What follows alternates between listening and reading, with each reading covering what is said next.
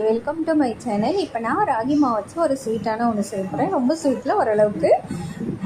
என் video பார்த்தீங்கன்னா like பண்ணுங்கள், share பண்ணுங்கள், மறக்காமல் சப்ஸ்கிரைப் பண்ணிக்கோங்க. சாப்பிட செம்ம டேஸ்ட்டாக இருக்கும். கண்டிப்பாக ட்ரை பண்ணி பாருங்கள். வாங்க வீடியோக்குள்ளே போகலாம். எங்கே பவுலில் நான் என்ன பண்ணியிருக்கேன், ராகி மாவு எடுத்துருக்கேன். அது கூட ஏலக்காய் அதை ஆட் பண்ணிக்கோங்க. அப்புறம் தேங்காய் துருவி வச்சுருக்கேன், அதையும் ஆட் பண்ணிக்கோங்க. அப்புறம் லைட்டாக சால்ட்டு அது கொஞ்சம் ஆட் பண்ணிக்கோங்க. அப்புறம் வெல்லம் நல்லா துருவி வச்சுருக்கேன், அதையும் ஆட் பண்ணிக்கோங்க. ஆட் பண்ணிவிட்டு கீ கொஞ்சமாக ஆட் பண்ணிக்கோங்க. அப்புறம் தண்ணி சுடு தண்ணி வச்சுருக்கேன். ரொம்ப சூடில், ஓரளவுக்கு சூடு தண்ணி.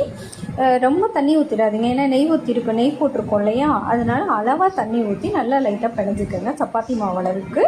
அவ்வளோதான். நான் பாருங்கள் இந்த அளவுக்கு நல்லா சப்பாத்தி மாவில் பிணைஞ்சிட்டேன். இப்போ என்ன பண்ணுங்கள், கையில் நெய் தடவிக்கங்க. தடவிட்டு என்ன பண்ணுங்கள், லைட்டாக உருண்டை பிடிக்கணும். இந்த மாதிரி நான் குட்டி குட்டியாக உருண்டை பிடிச்சேன். உருண்டை பிடிச்சோம், அதை நல்லா ஓல்ஸ் மாதிரி தட்டி வச்சுட்டேன். உங்களுக்கு எந்த சைஸில் வேணுமோ அந்த சைஸில் நீங்கள் உருண்டை பிடிச்சி வச்சுக்கோங்க. எனக்கு இந்த மாதிரி வேணும்ன்ட்டு நான் இந்த மாதிரி பிடிச்சிட்டேன். அவ்வளோதான் கைஸ். அதை ஒரு ரெடி பண்ணி எல்லாம் எடுத்து வச்சுட்டேன். இப்போ நான் மறுபடியும் அடுப்பத்தை வச்சு கடாயை வச்சுருக்கேன், இட்லி சட்டி வச்சுருக்கேன்.